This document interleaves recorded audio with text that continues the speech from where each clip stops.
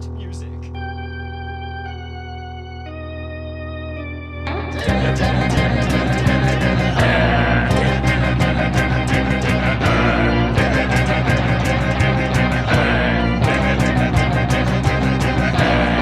He's not a bat, he's a man who fights crime. And we're gonna watch him fight for a minute at a time. With John and Niall and a guest who doesn't rhyme. It's Bat Minute!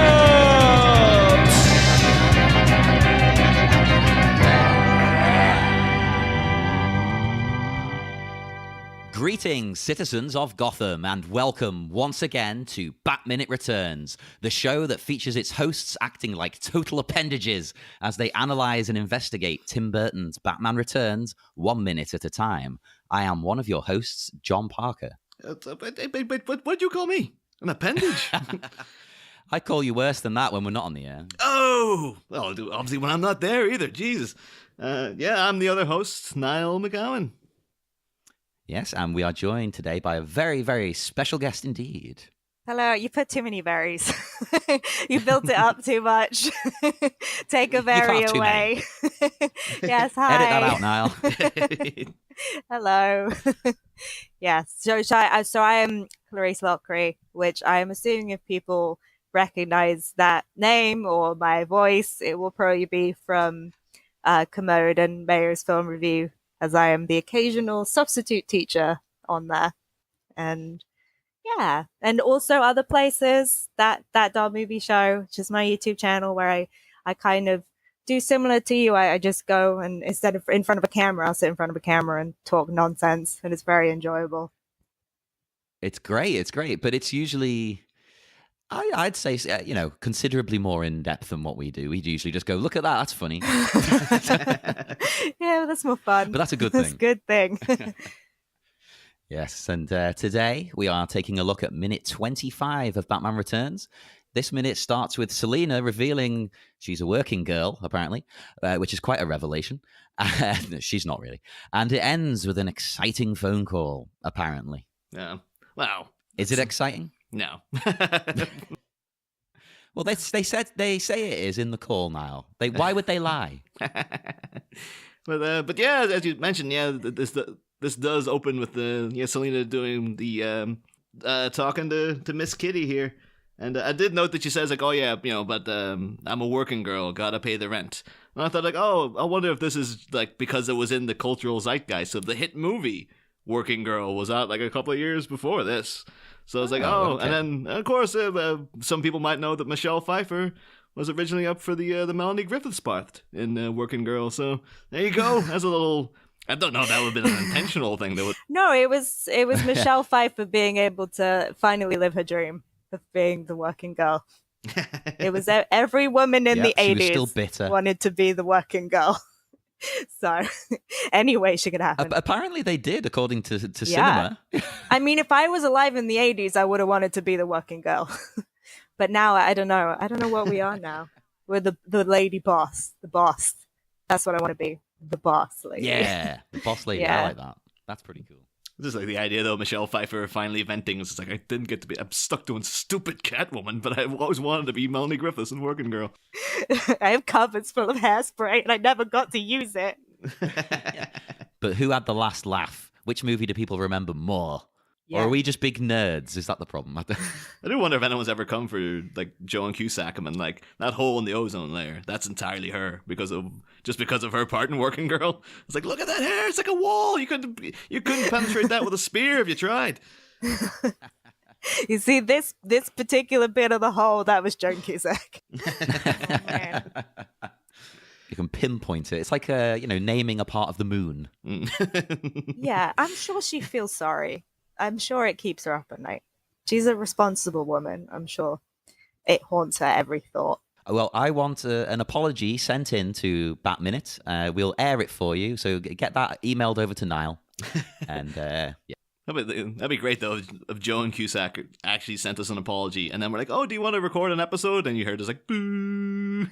It's like, oh, I've been apologizing for that hole in the ozone for 20 years. That was my John Cusack, in case people were wondering what that was about. I'm glad you said that, because I was wondering what was going on. Oh, I knew. It was frighteningly accurate. I was scared. I thought she joined us in spirit. Well, we see here as well, Selina, she hobbles off into the next room and turns on the light. And this thing is both bonkers and amazing. This hello there, like what the hell is going on? Yeah.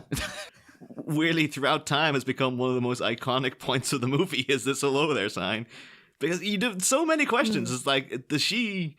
Because it is like let's just get real, okay? Like, it's pretty hideous, this sign. It's not a thing. Yeah, I love it, you freak. It's amazing. I want it. I like it. I don't know. Cause I can't imagine, like, this seems like the kind of thing that you'd be like, oh, you moved into the apartment and this was there. And you're like, oh, you can't, like, it turns out it's a load-bearing hello there sign. So you can't do anything about it. Well, I mean, if I moved out of an apartment, that would be there, because I am a weirdo, let's be honest. This is my vibe, this is my style.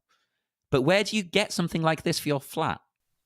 I feel like the sign has become less weird over time, though, because I feel like it's quite normal to have a weird piece of neon lighting in your house now. Maybe less for her, because it's like she's just, her whole deal is that she's like a secretary who has no money and nobody likes her. So why would she have this like fancy show-stopping piece of art in her house? That maybe makes less sense to me, but I feel like people just put neon lighting in their houses now. I feel like that's a thing. And then you invite everybody over and you give them a glass of wine and then you make them look at the neon sign. And it will say something. Yeah, it'll say something provocative, like, oh, you're all assholes. And then everyone has to look at the sign. That sounds amazing. I want one of these right now. In fact, if I can get one for free, I will plug it on the air. So if someone wants to send me one, I'm receptive to this. To any neon sign makers listening right now. Yeah, we're a big hit with the neon sign community because they've been waiting for this episode. Yeah. This episode where it's revealed that Selina Kyle did in fact invent prequel Obi-Wan's favorite line. Oh my gosh. Hello there. It'd be great though if she like turned on that light and then the camera cut to the other corner of the room and there was another light that went, General Kenobi! Selina Kyle. I was like, oh yeah, Selina Kyle is a hardcore Star Wars fan. The clip should just play every time you switch it on. Yes. Oh my god, that'd be even better. Goodbye. I did actually. There was one point I was living in a flat and like someone had their bedroom was right next to the bathroom. And one time I was not to get too crude, but I was on the toilet. But you could hear things through the wall, and I was hearing this sort of general faint, like, oh, that sounds kind of familiar. I wonder what he's watching. And then I did hear, hello there, Kenobi. I was like, oh my god, he's watching Revenge of the Sith. What a scene to intervene in. You don't want to be sat on the toilet and then hear, hello there.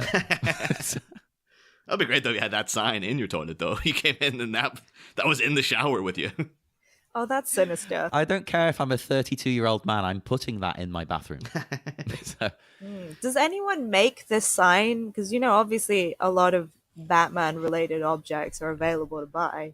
I would like to know if you could just buy it. I haven't seen it anywhere. I'm sure someone who is handy has like DIY'd their own. It seems like a thing that would be like Etsy. Like they would have, oh, you too can own this. Hello there, Selina. But it'll be like insanely expensive.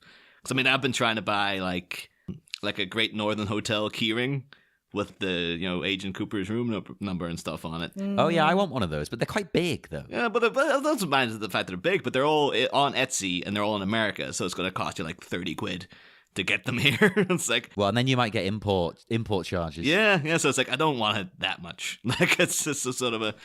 But, like, Etsy people of the UK, by all means, get off your asses, man. Well, with her having this sign, obviously you said, of course, that she's a secretary or an assistant, as we'll discover, an assistant specifically. That's what she likes to be called. I get the impression she is quite quirky. She's just kind of fallen into this job. She just needs some money. So she's got a cool personality. But even that, the sign is weird. Currently here in Liverpool, the big thing to put in your window if you're a student, I don't think I've mentioned this on the air actually, is you see all the students at their windows will have giant cardboard cutouts of minor celebrities just staring at you out the window. Oh yeah, you've got one down the road from you, as I recall. Yeah, there's a Philip Schofield. Most of our listeners won't know who that is, probably, being Americans. He's not a very entertaining person. Who else have we got now? There's an Ainsley Harriott, the wonderful cook or chef. Oh, infinitely more entertaining, actually. Who makes these? Who is making these cardboard cutouts? That's a good question. Because I went to university in Edinburgh and we had the same trend, but it was like actual celebrities, like Tom Cruise. Which was that was a bit frightening. If you looked up to a window and Tom Cruise was staring back, it was a bit much. For a second there, I thought you meant that you actually hired actual celebrities to stand at your window instead of getting cardboard cutouts. That's the ultimate version. That's how you get a leg up on every other student in your city. Hire actual Philip Schofield. How much do I have to pay Jack Nicholson to do that for me? I mean, he's not making a lot of movies these days. Yeah, but that's because he got that Batman money in 1989. And then he got paid for every sequel up through the 90s. So he never needs to work again in his life if he doesn't want to. If anyone is just joining the show, I don't know why you would be, but we mentioned a lot in the first season. Jack Nicholson cut one hell of a deal on that first movie. He was just making money left and right. Jack Nicholson made money off this movie. That was how good his deal was, that he actually still got a payday for just not even been mentioned in the movie. That is insane, but great business. Yeah, but the whole thing with the cardboard cutouts always reminds me of wasn't there an episode of Friends where Ross has moved in across the way from the girls and he keeps doing miming things to them and stuff, I guess, trying to be really entertaining. And then they just kind of got fed up with doing it, so they put cardboard cutouts of themselves in front of the window. And it's really obvious that it's these are promo shots of Courtney Cox and Jennifer Aniston that nobody in reality would ever have. Why would you have a cardboard cutout of yourself? It doesn't make any sense. I want one. That'd be great. Not in a narcissistic way, just because it's funny. Yeah. If I bring it to meet, I would never have to go to a meeting again. Just put it. That would be bliss. Just get a mechanism that makes it nod every 2 minutes. That's all it needs, yeah. Because, nobody says anything of consequence in a meeting. They never have, never will. Nobody cares what I say anyway, so we just need to have the nodding and then we'd be good. Well, we do and our listeners do, so this is the right place for you. Screw the meetings. They didn't want to hear about any of my sign ideas. Very upsetting. I do wonder, though, you're saying, though, John, about Selina Kyle's kind of a bit of a quirky personality and stuff. And I do wonder if this is supposed to be reflective within this scene, because you see everything's very nice pastel pink, and she's got loads of cuddly toys, which could be for the cat, I guess. But the fact she's got loads of fluffy things and this nice hello there sign and stuff. But her sense of humor, as seen here, all the sort of maybe if you were chipping in instead of stepping out, and everything with her seems to be very sardonic. And I wonder if this is supposed to be a sign that she was very perky and girly and into pink stuff and all this kind of business, and then the grind of Gotham City has given her this edge, and that's what we're kind of seeing the contrast of this is a woman who was really lost her joie de vivre at this point of her life. Yeah. No, definitely. I think that's part of it, because I've said previously the seeds of Catwoman are within her, shall we say. But everything that's happened to her since she's got to this city is just ground her down slowly. And the city creates Catwoman as much as Max Schreck. Yeah. Honestly, I relate. I have a thing with Catwoman that out of all the comic book characters that there are on screen, it's always been Cat. I get Catwoman. I get it. Yeah. No, I can see that. Yeah. Corporate life is terrible. Be a crazy cat person. Why not? Well, especially this is why we wanted you on. I mean, you're a great film critic, and we wanted a woman to talk about Catwoman specifically because, it's very much how do I word it? You need a female perspective for what's happening here, because it seems very much it's all about sexism and things like that in the workplace. That's got a big part to play. Yeah.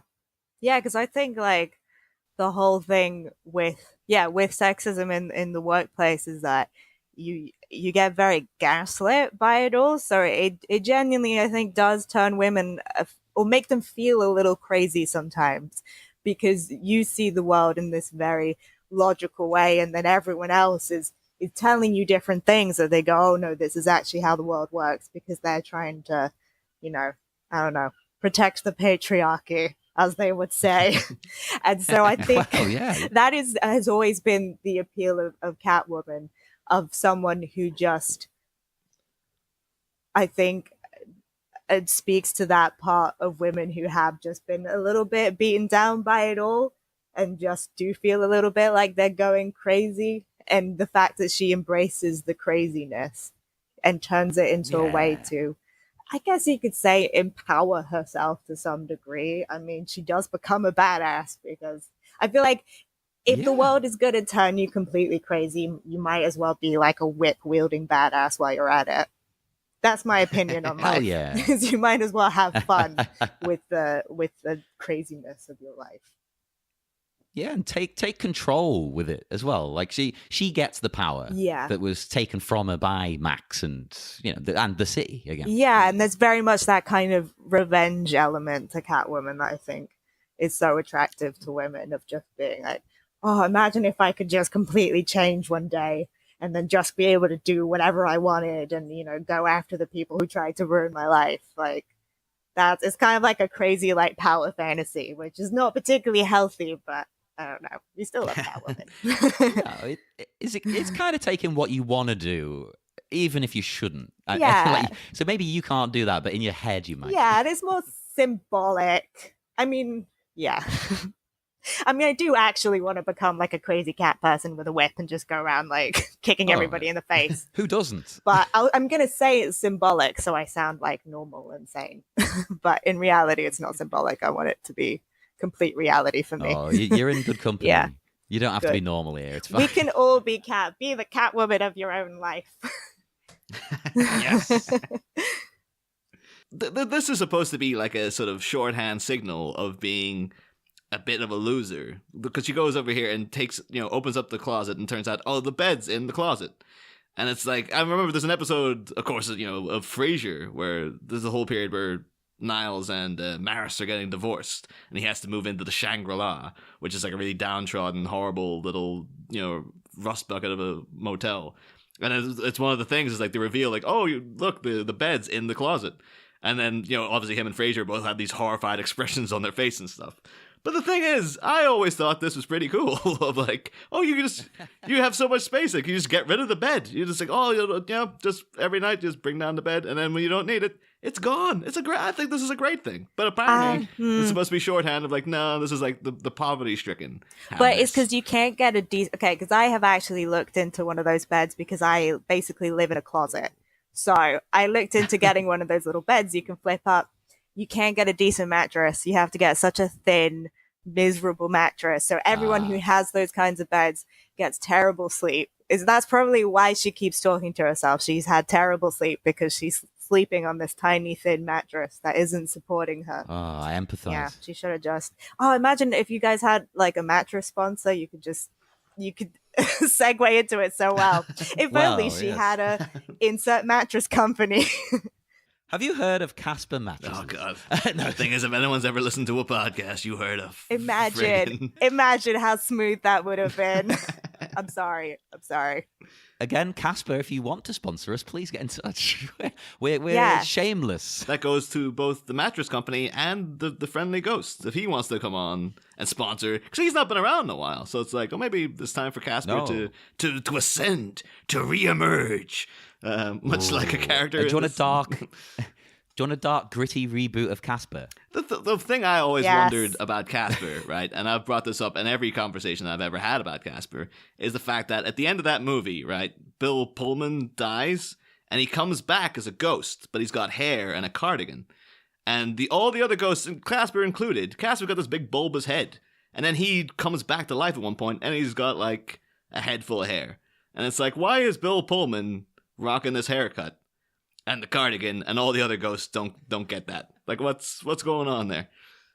Well, I think basically isn't the original story of Casper? It might even be in the movie, right? It's been so. I last saw that when it came out, so that's a long time ago.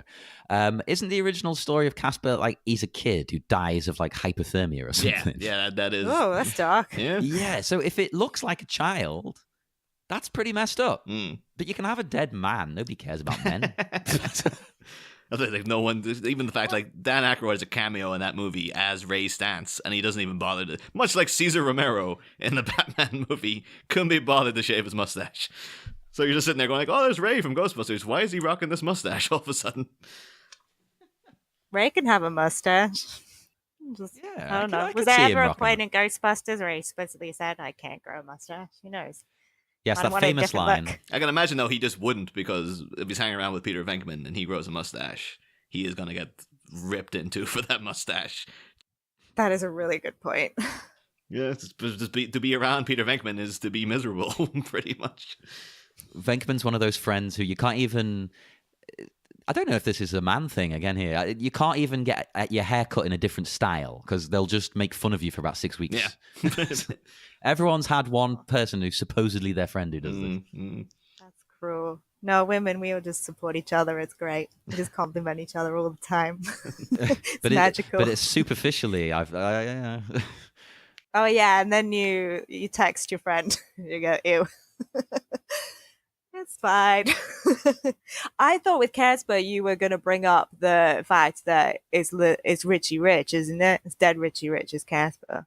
He should be. That'd be amazing. That would have been a great cross, because that's around the time the Macaulay Culkin movie came out. That would have been a great sequel. It's like, turns out at the end of Richie Rich, he actually dies. Like he gets shot by... at the end of Richie Rich, he's like hanging on the Rushmore. Yeah, it's the Richard Gilmore Mount Rushmore thing. It's like we're really getting into some. I can imagine like half the listeners are just like, "What the f are they even talking about at this point?" Yeah, hang on a minute, Batman. Yes. Well, there's no Batman. We didn't mention Selina gets a call from her mum. Oh, but her mum is really insulting. I think she calls her, was it a lowly secretary?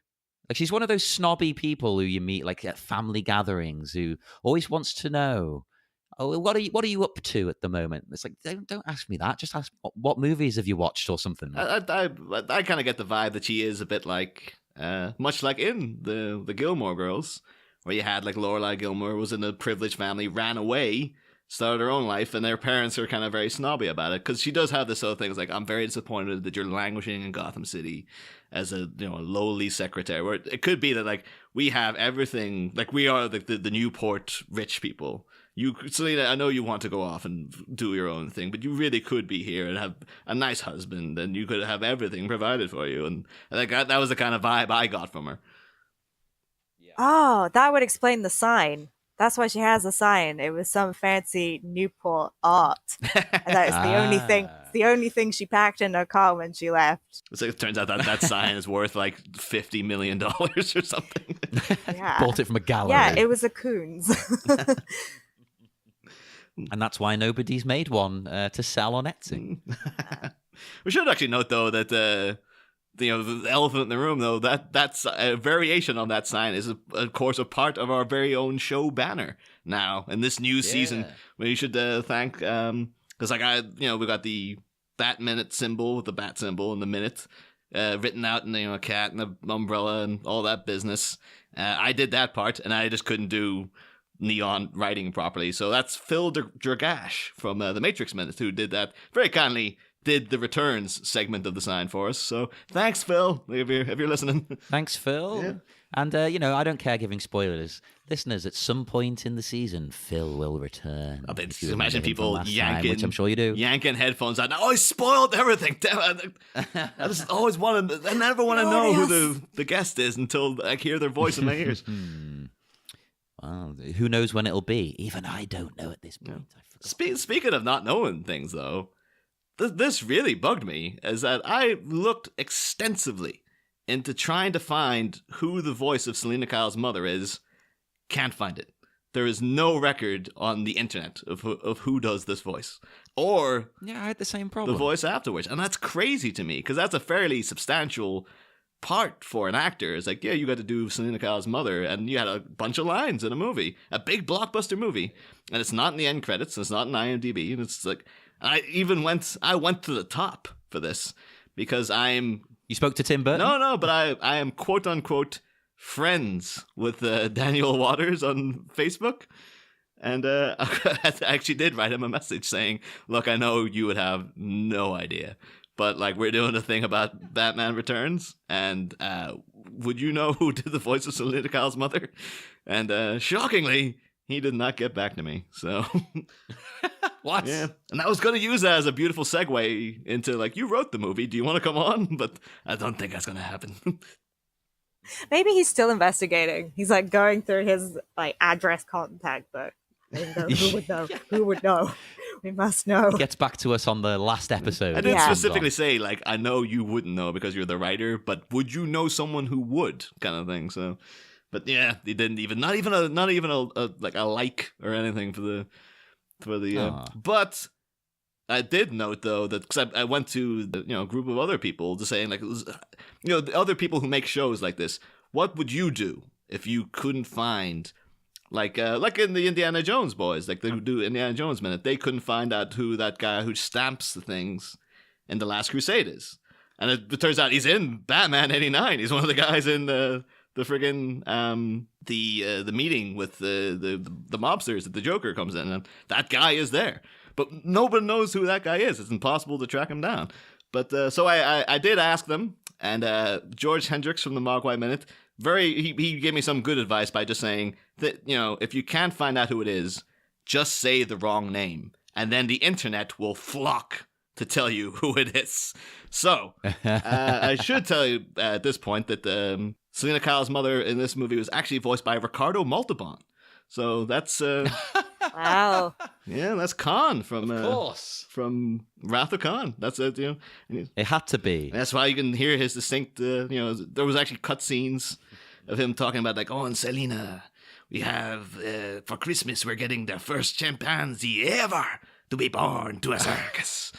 And I know I've brought this up on the show before, but I'm going to question that once more. I'm sorry, I don't remember his character's name. it's Ricardo Montalban now, so that's the. But there you go, that's all you It's need like to know. this Planet Conquest of the Planet of the Apes, starring Ricardo Montalban as Ricardo Montalban. I'm pretty sure chimpanzees have been born to circuses for many years. Yeah, it's one of those things. But the thing is, you can't disprove it. It's like, hey, why? Do you know who the first chimpanzee born to a circus is? No, you know. Oh, bloody hell. It's a parlor trick like that guy in Rosemary's Baby. There's that guy who's part, spoilers for the end of Rosemary's Baby, but he's part of the cult. And he says to John Cassavetes at one point, he's just like, oh, I've been everywhere in the world. You ask me a place in the world, and you see if I've been there. And John Cassavetes is like, oh, Newport, Mexico. He's like, I've been there. Let me tell you about this place. It's like, anyone could do that. You could say to me, like, oh, no, have you been to Alaska? I've been there. And then just go on about anything. But, Yeah, that's true. Talking about going on about anything, that's exactly what we're doing. So, Well, the message here from, I'm assuming Selina's partner, I'm assuming from what he says, is that he is giving her the boot because his psychiatrist has recommended he do so. Now, that to me, that's even more evidence for my thing about, Catwoman. It's coming from within. It's not that she just becomes another person. It's there. It's brewing. She's getting screwed around. Some guys just dumped her because the psychiatrist said to. I do like what in the script he's distinctly called lame boyfriend. This character, which is That's amazing. which is Well, it's not wrong. yeah, totally. But I do like the fact that she does that little excited run to the answering machine to hear his message because they've obviously been plotting this for some time. But and then this is like the ultimate in dick moves of like, we were planning a holiday together, and now I'm disinviting you. You think the etiquette of this situation of like, I want to break up would be like, well, you go.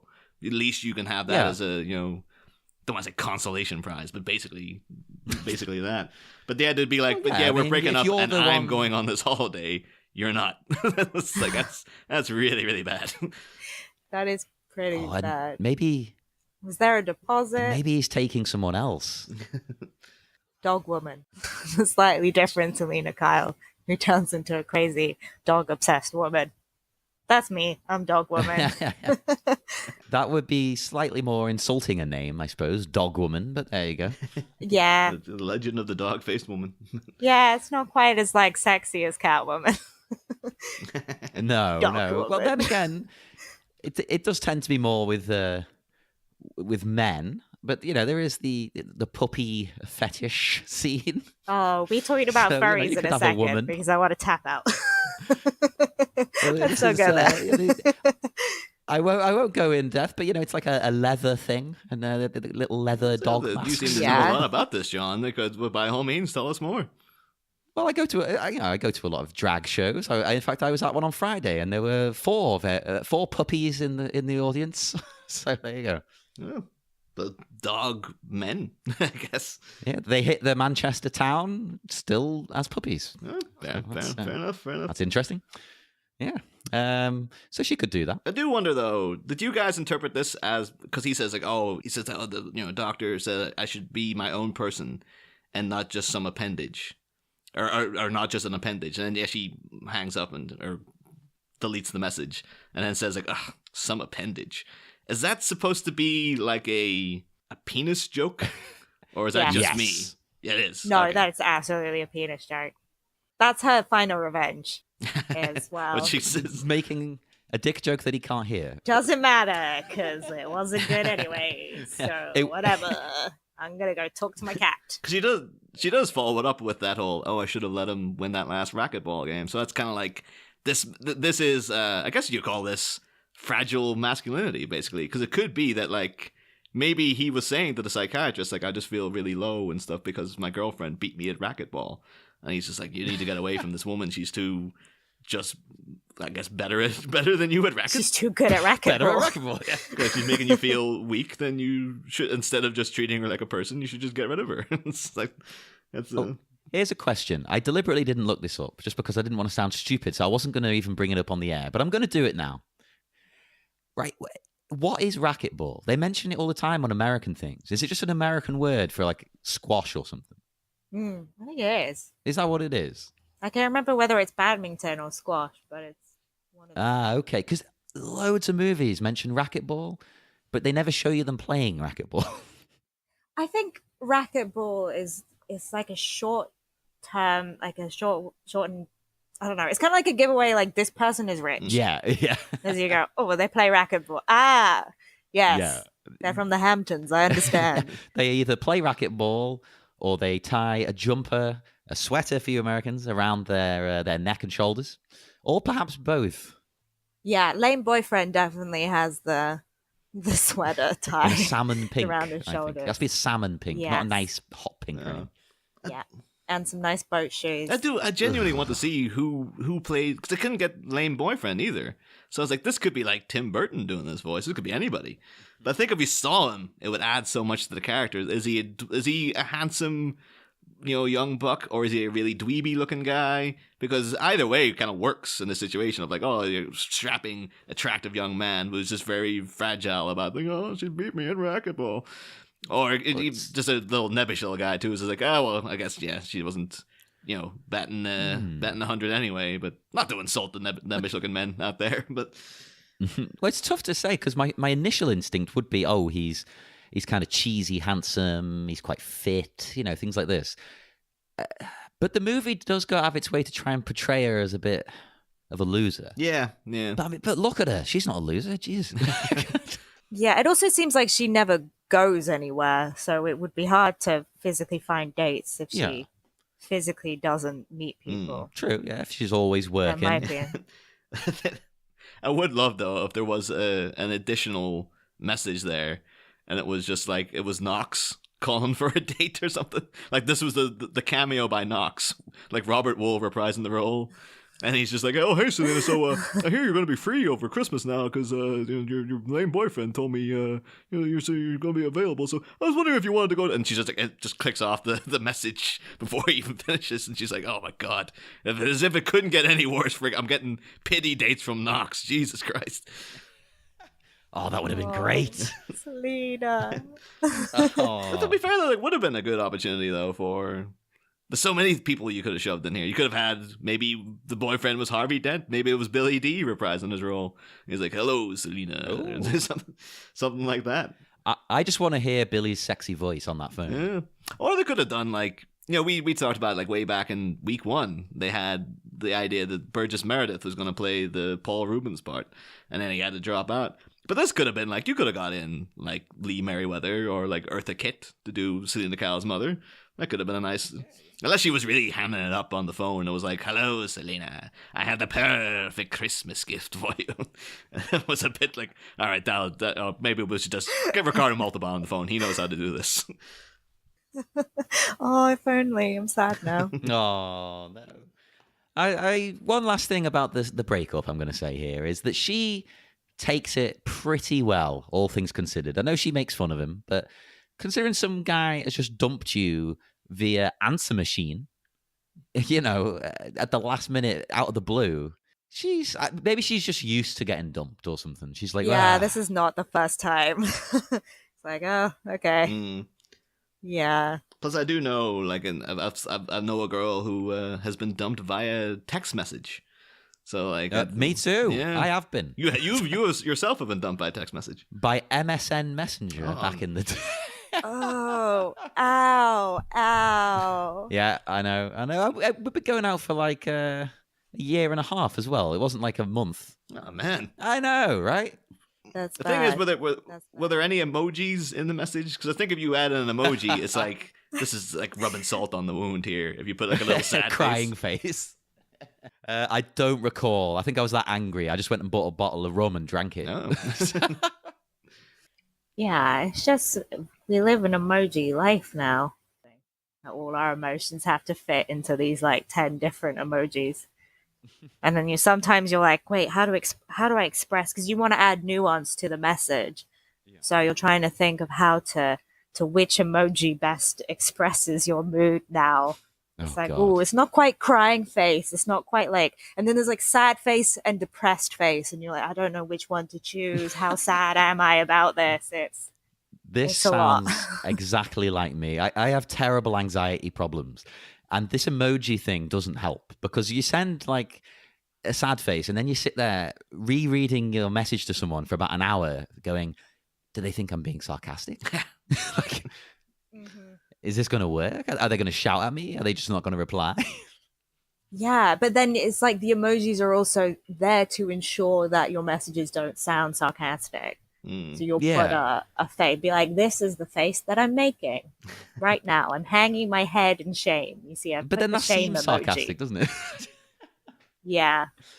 Oh, God. I'm getting old, clearly. I used to always enjoy like MSN messages from my friend Gareth because lovely guy, but very facially, when you talk to him, very unemotive, except for he's laughing. Like, you can get him to laugh pretty easily, but usually very dry and very, very stoically faced. But when he sent you MSN messages, all the emojis were like these really dramatic, like really shocked faces and stuff. And it was always really funny because he's not making that face. Like, it's not accurately depicting his character at all. But he's making it inside, damn it. Yeah. I mean, no one's making the face of the emoji they send. No. Yeah. And when you type lol, you're very rarely actually laughing out loud. You kind of go, I don't know, you chuckle. It's more of a chuckle. But it seems terrible if you just send heh. That's the coolest thing you can send to a joke is heh.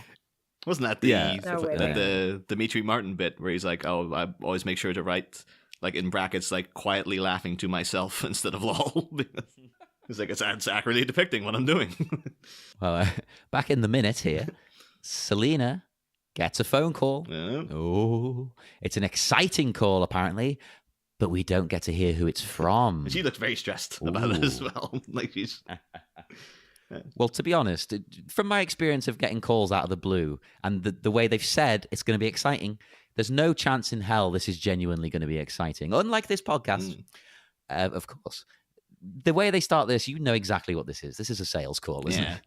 The thing is, though, this is going to make me sound like the most misanthropic guy in the world, but I never answer my phone now unless I recognize the number. No. Because it's going to be something bad. If I don't recognize that number, it's going to be I don't know, like the tax office, or it's going to be TV licensing people, or it's going to be something that I don't want to deal. It's not going to be someone going, "You've won $10 million." Like, it's just going to be something horrible. So it's like, if I don't see it, and then I'll wait for it to pass, and then Google it so you can get that "What's my number?" And then That's what I do. and then you see who it was, and you're like, "Oh, thank God I didn't answer that one." Yeah, because I always assume if I get a phone call, someone wants money or someone's died. And one I don't want to deal with because I don't want to pay money, of course. It's annoying. And the other one I don't want to deal with because it'll ruin my day and I'll be upset. Tell me when I'm at home or something, like when I'm not at work. Yeah, I always try and do the thing. I play with fire. I try and Google the number while the phone is ringing. Oh my so God. I can find out before it ends whether the number is okay. So do you just have like two phones on you at all time, and you're just like lightning fast? We're like, "Oh, wait a minute. Oh no. No, that makes me sound like a maniac. No. This is if I'm in front of my computer, my phone rings, I will try and quickly just Google like I'm a hacker to be like, can I accept this call or will it be bugged? It only works maybe 50% of the time I get it in time. So I would not recommend. Yeah, I've tried it once or twice and I don't think I've ever managed to do it. So you're much better than me. Yeah, it is actually like being a hacker in a movie because you're just like accessing number. Yeah. A hacker like Fisher Stevens, the former boyfriend of Michelle Pfeiffer. Yeah, everything's connected. So yeah, so I'm all linking it thematically. I'm not just talking about nothing. It's all very thought out. Our listeners know everything links together somehow to Batman. So Exactly. yeah. And Hackers Minute coming soon. No, it's not, but it should do. Someone make There was Hackers Minute. talk of a Hackers Minute at one point, but I think I kind of fell by the wayside. But that's nothing to do with us. So no, we should probably head off into the dark night in a moment. I will do one thing though, because I forgot to mention it back when she was within the minute. Just the whole business of Selina Kyle's parents. Who are they? Do they know things? What do they know? Let's find out. But yeah, the Selina Kyle's parents didn't really become. They're not really a big deal in the comics so much as, friggin' compared to like Batman's parents, who never friggin' shuts up about it. Oh yeah. But yeah, understandably. But like it was only around we went through like many years of Catwoman being a character, never really mentioning her parents. But then in Catwoman Volume 2, number 69, they go into some details about Selina Kyle's parents, where her mother was Maria Kyle, a distant parent who preferred to spend time with her cats, and she committed suicide when Selina was very young. Her alcoholic father, Brian, is cold to Selina for resembling her mother, whom he resents for dying, and he eventually drinks himself to death. So, your standard wacky comic things for kids and in the funny It doesn't books. seem worth it being a superhero or villain. Because something really bad has to happen to you. So, not worth it. I'll pass. I'm good. Yeah, I'm trying to think of any where they don't have tragedy. I mean, there will be some, but most of the ones that spring to mind, it's awful stuff. Yeah, just have like a healthy childhood, happy, and then they just happen to drive into a toxic waste plant. That for that to be the only bad thing, not just everything. I guess maybe the Teenage Mutant Ninja Turtles, they don't really have anything bad happen to them. They're just sort of, but then they're not. They're turtles. Yeah, I guess maybe that is the They bad. don't really experience trauma. I don't think a turtle needs to go to a psychotherapist at any point. But then, of course, other notable things about Selina Kyle's parents is that people who were into acclaimed comics, The Long Halloween and Dark Victory and Catwoman When in Rome, all written by the very, very notable Jeff Loeb, great comic book writer, also wrote Commando, the movie, weirdly enough. He introduced a little element that Selina Kyle's father might have actually been Carmine Falcone. And they kind of flirt with it in those books, and then it never gets confirmed. But it's just so they can say in those books a bunch of times Carmine the Roman Falcone, because if you read those books, they constantly refer to him as Carmine the Roman Falcone, and little quotation marks. It's like, just call him the Roman, just call him Falcone. Don't have to call him Carmine the Roman Falcone every damn time. But sounds like a wrestler. It could be a good, like, I'm sure there's been gangster wrestlers in the past. That's bound to have been a thing, right? Yeah. There was the full-blooded Italians, the FBI. They were pretty good.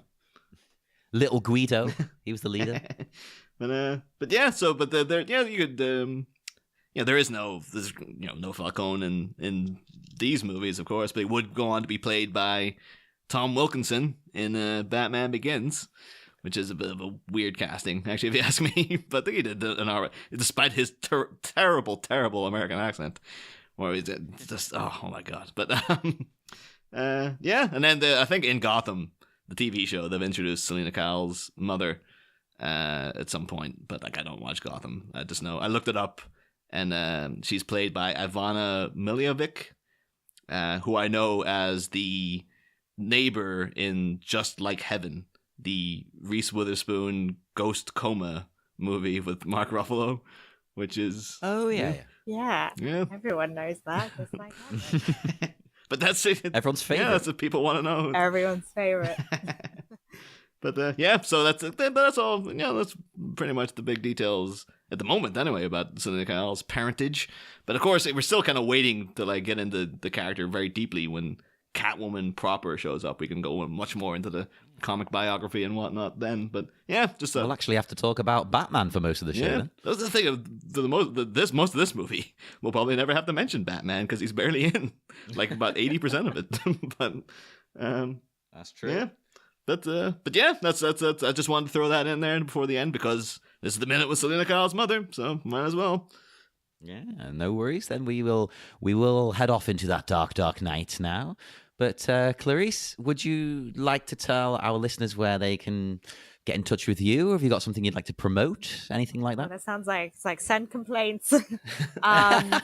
Yes, I'm on Twitter. So my handle is Clarisse Lou. Good luck spelling that. And also you can find That Done Movie Show on YouTube. That's easy. Make sure to check it out. And make sure to join us again on Wednesday. We will be back with Minute 26. And in the meantime, if you want to talk to us, we're everywhere. We're on Facebook at the Bat Minute Listeners Cave. That's our secret, fun little hidden group. When you can talk any Batman-related thing you want, or you can just talk whatever you want. It doesn't even have to be Batman. We'll all join in. And we're on Twitter at Batminute and Instagram. I think we're still Batminute89 on there because I couldn't change it. But there you go. So get in touch with us on those and join us again on Wednesday for more Bat Minute Returns. Next time, File M for murder. An assistant's siesta is suddenly suspended by her own retrospective spectre. But can this file-flipping flunky survive a surprise office assailment from a shadowy, though spiffy, assailant? Find out Wednesday. Same Batpod, different Bat Minute.